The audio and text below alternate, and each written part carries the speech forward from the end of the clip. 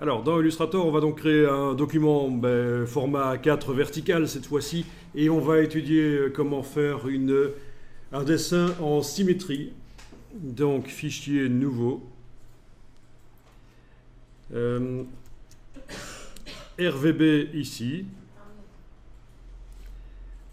A4 vertical. Et ben voilà, ça doit être bon. OK.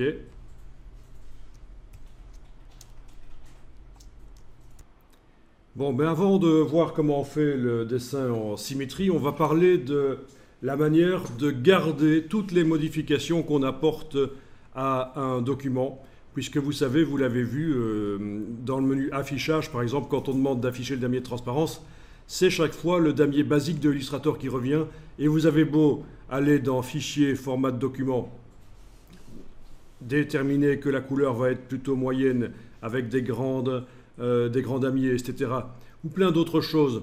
Mais le problème, c'est que chaque fois que vous faites un nouveau document, c'est le damier de transparence basique qui revient. D'accord? Ça, c'est mon premier dans lequel j'ai modifié les choses. Je peux même d'ailleurs modifier encore un peu mieux. Voilà.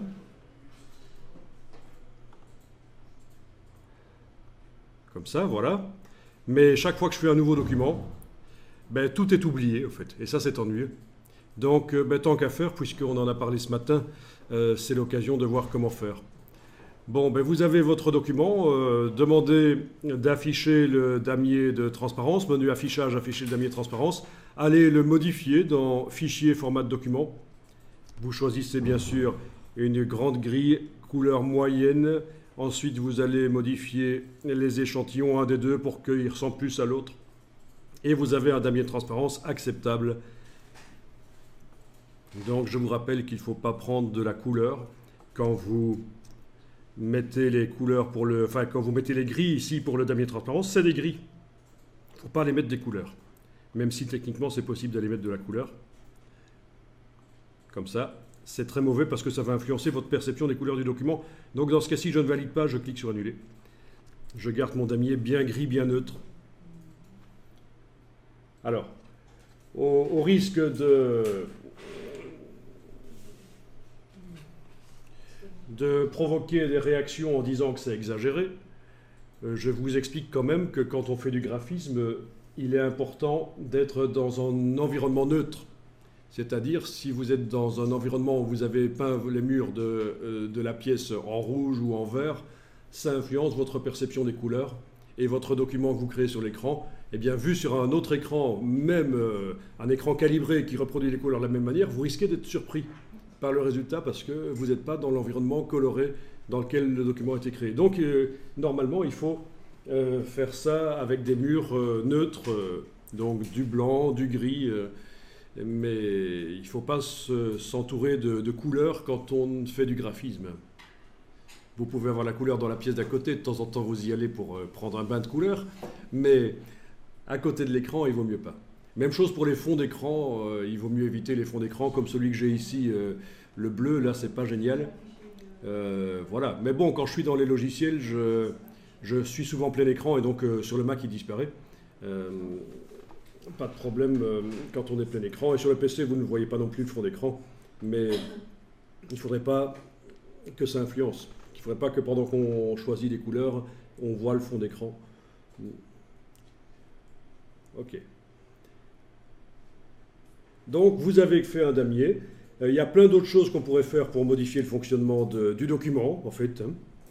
Tout ce qui concerne le document, le contenu des palettes, nuancier. Ben oui, on peut peut-être aller dans la fenêtre nuancier, aller ajouter des couleurs dans le nuancier, faire un nuancier différent. Alors il y en a certains parmi vous qui connaissent les nuanciers Pantone. Je vous en amènerai plein et certains qui vont vous surprendre parce que vous ne les avez jamais vus. Mais voilà ce qu'on va faire. On va par exemple ajouter dans le nuancier du document toutes les couleurs Pantone. Et comme ça, dès qu'on démarrera un nouveau document, elles seront toutes là. Bon. Oui, le fait de l'afficher en grand, les vignettes, etc., fait partie du fonctionnement du document. Ça devrait revenir. Bon, ben écoutez, ici on va vider le nuancier de ce qu'il contient. C'est pas plus mal parce que toutes ces couleurs ne nous intéressent pas vraiment. Donc vous allez enfoncer, alors dans le nuancier, ben, vous allez cliquer sur la première couleur, le blanc, et puis avec la touche majuscule, vous cliquez sur la dernière, tout est sélectionné, et vous allez jeter. Ou alors, encore plus simple, on peut demander dans le menu du nuancier de sélectionner toutes les nuances qui ne sont pas utilisées dans le document. Vu qu'on n'a rien dans le document, ben, elles se sélectionnent toutes. Je clique sur la corbeille, je réponds oui, je supprime, et voilà, on a vidé le nuancier. On a encore un groupe qui est là qu'on peut supprimer. Je clique sur l'icône du dossier de couleurs. Voilà. Donc il y a des couleurs qui ne peuvent pas être supprimées. Quoique, celle-là, oui, si le blanc et le noir peuvent être supprimés aussi, oui. Par contre, la couleur repérage, on ne peut pas la supprimer, la couleur repérage. Mais ça, c'est pour l'imprimerie. C'est quand on fait des traits de coupe, par exemple, on les met en couleur repérage. Comme ça, sur toutes les plaques offset, on les voit. C'est un peu une couleur qui, en fait, se retrouve sur toutes les plaques offset. Donc, ce n'est pas vraiment une couleur, c'est un outil d'imprimeur. Alors, on va aller chercher... on va aller faire une nouvelle nuance.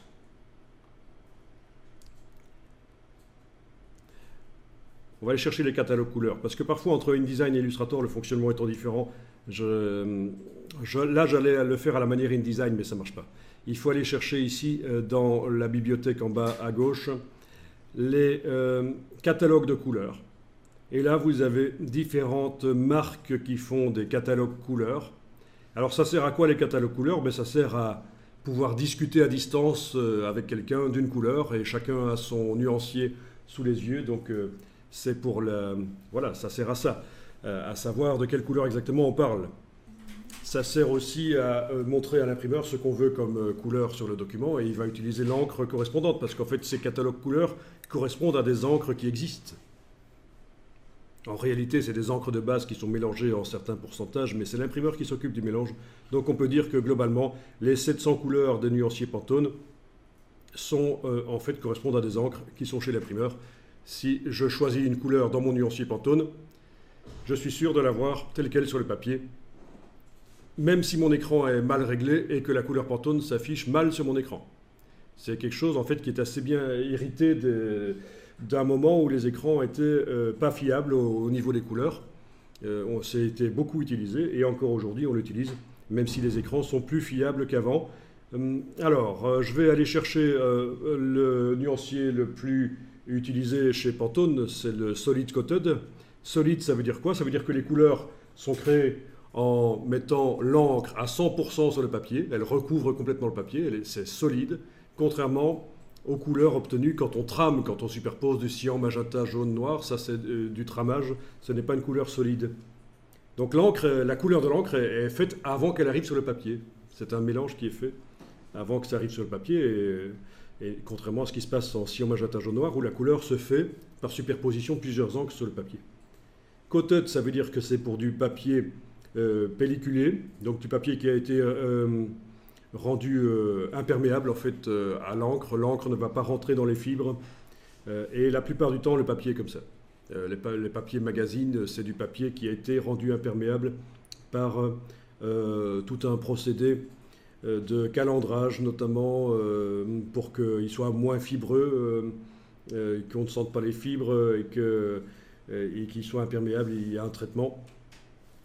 Et évidemment, l'autre papier qu'on utilise plus pour des travaux genre invitation, des travaux plus prestigieux, c'est le papier qui, lui, est graineux, et l'encre va rentrer dans les fibres. Au niveau du rendu photo, c'est beaucoup moins bon, c'est plus terne, c'est plus sombre, mais au niveau du toucher du papier, c'est beaucoup plus intéressant, d'autant que les gens n'ont pas l'habitude de toucher du papier comme ça, du uncoated, ce qu'on appelle le papier non couché. Donc on va prendre du papier couché, Pantone Solid Coated. La bibliothèque Pantone arrive ici dans une palette à part. Bien, tant qu'à faire, on va ajouter toutes ces nuances dans le nuancier du document. Alors vous voyez que toutes les Pantones ont un petit triangle en bas à droite qui indique, le triangle indique qu'il s'agit d'une couleur globale. Quand on l'applique sur un objet, sur plusieurs objets, quand on l'applique sur plusieurs objets, le fait de modifier la couleur dans le nuancier va modifier la couleur sur tous les objets. Mais dans le cas des Pantones, ça ne marche pas en fait. Donc ce qui m'intéresse surtout, c'est que ce soit un triangle avec un point qui indique que c'est une spot color, c'est-à-dire une encre à part entière.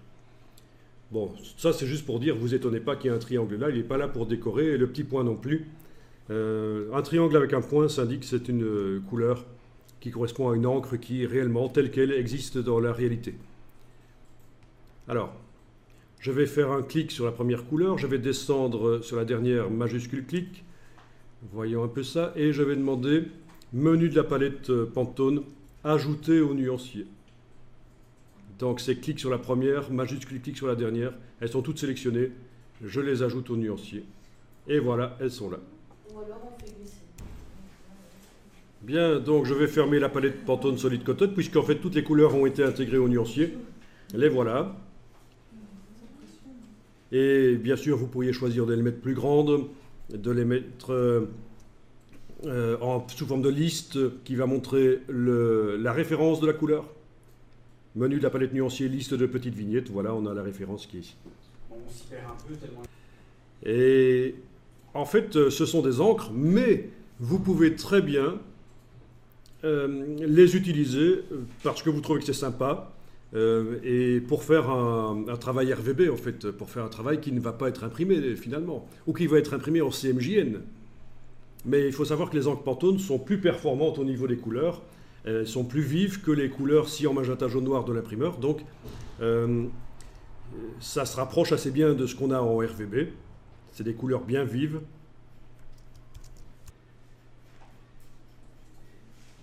Et donc, voilà. Soit vous utilisez ça parce que vous trouvez sympa et c'est pour un travail RVB. Et finalement, pour l'impression, ben, vous n'allez même pas imprimer avec des encres Pantone, vous allez faire la conversion vers le CMJN. Donc ça va ternir, ok. Ça, c'est une chose. Ou alors, soit vous utilisez les encres Pantone parce que vous allez vraiment imprimer avec des encres Pantone. Mais attention, c'est coûteux. C'est chaque fois un passage en presse. Il y a une partie de la presse offset qui est dédiée rien que pour une encre, en fait. Hein. C'est pas transparent, ça fait... ça doit bouffer de l'encre. Oui, ça fait un passage en presse supplémentaire. Donc c'est pour ça qu'en général, quand on utilise une encre en Pantone, ben, on en utilise une, deux, pour des titres, par exemple, titres de magazine en fluorescent, par exemple, et parce qu'il y a des encres fluorescentes et des encres métalliques aussi. Voilà. Et des nuanciers, ils en ont plein d'autres aussi. Hein. Des nuanciers tissus, etc. Je vous montrerai ça. Voilà, ça c'est une presse. Et évidemment, chaque partie de la presse, c'est une encre. On termine par la noire, et puis il y a le cyan, magenta, jaune. Et vous avez la possibilité de faire un passage pour du vernis, ce qu'on appelle le vernis sélectif, qui ne va que sur une partie de la feuille, ou du vernis qui va sur toute la feuille. Donc, chaque fois que j'utilise une encre en Pantone, par exemple pour faire un titre fluorescent, ben, ça va être une encre qui va être dans une partie de la presse, là, puisqu'en fait ce sont des presses qui sont mises l'une à la suite de l'autre, et la feuille de papier passe d'une presse monochrome à l'autre, en fait. Hein, c'est ça le principe. Donc c'est pour ça que c'est très coûteux d'utiliser les encres Pantone. Donc ce que je vous dis, c'est que vous pouvez les utiliser ici dans Illustrator parce que vous trouvez que c'est sympa d'utiliser des encres Pantone, mais finalement, vous allez imprimer en cyan, magenta, jaune, noir, et ça va ternir, ben tant pis. Et comme les encres Pantone sont quand même assez proches du RVB, elles sont vives, en RVB, ben vous allez quand même avoir des couleurs vives, forcément, sur écran, sur tablette, sur smartphone. Et là, il faudra faire une conversion vers RVB. Ok.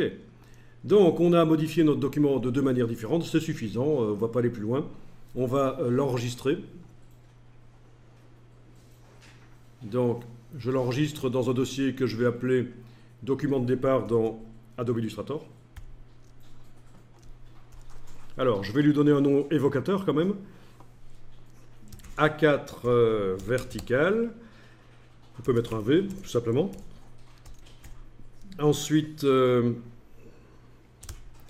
va dire avec toutes les Pantone solid coated. Voilà par exemple.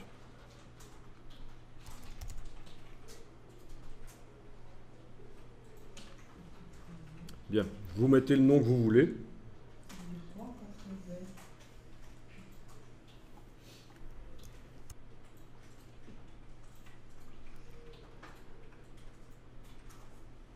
Bon, ben voilà. Ça, c'est juste pour le backup du document, pour ne pas devoir recommencer tout ça. Maintenant, si je veux que quand je fais un nouveau document, il soit dans la liste des profils ici, il va falloir que j'enregistre une nouvelle fois le document, mais en le mettant dans le dossier dans lequel Illustrator va puiser pour aller chercher ce document de départ. Quel est ce dossier? Ben, vous allez ici dans le... Vous faites fichier nouveau document, voilà. Et dans la boîte ici, vous allez dans parcourir, tout en bas.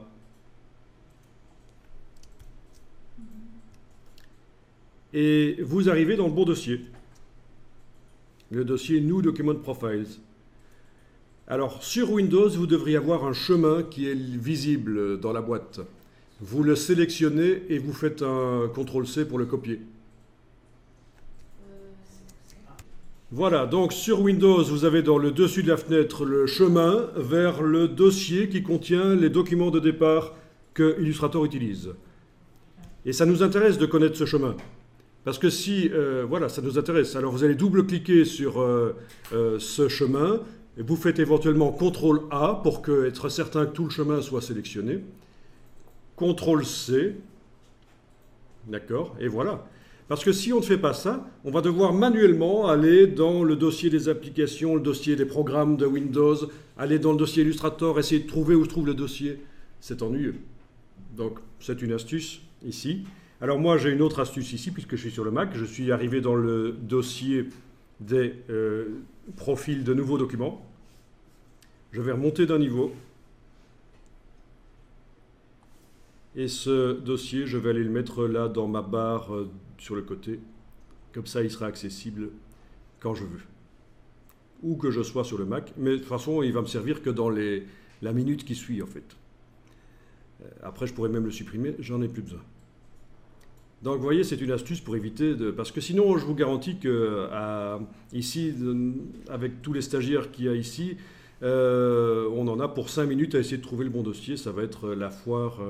le souk, et on va essayer d'éviter ça. Alors, je clique sur annuler, je clique sur annuler encore. Voilà, je suis juste allé me renseigner sur le chemin où il faut enregistrer les documents de départ dans Illustrator.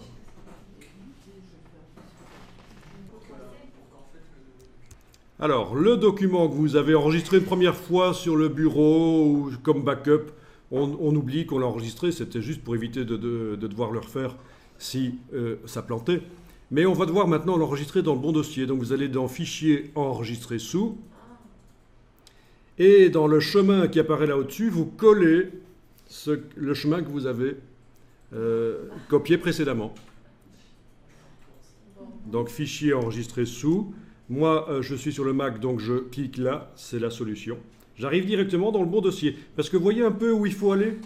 Vous devez aller normalement dans le dossier utilisateur, dans le nom d'utilisateur, dans le dossier bibliothèque, dans le dossier support aux applications, dans le dossier Adobe, dans Adobe Illustrator 20, dans FRFR, dans New Document Profiles. Je vous garantis que si je vous demande d'aller là manuellement par Windows, il y en a pas mal qui vont prendre plus de 5 minutes pour y arriver. Donc voilà, vous sur Windows, vous collez à la place du chemin qui apparaît et vous appuyez sur Enter et ça vous montre le contenu du dossier qui est au bout du chemin et vous cliquez sur Enregistrer. Et voilà, ok, c'est fait. Donc à partir de là, quand on va faire un nouveau document, en effet, dans la liste des profils, vous avez le profil que vous avez ajouté. C'est pratique, c'est facile.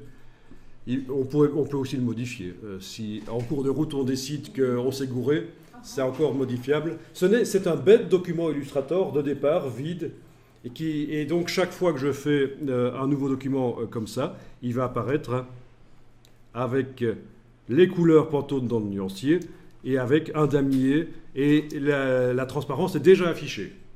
Voilà, donc vous faites tout ce que vous voulez comme caractéristique de document, ça peut être enregistré et ajouté, et c'est donc disponible quand on fait nouveau document. Très pratique.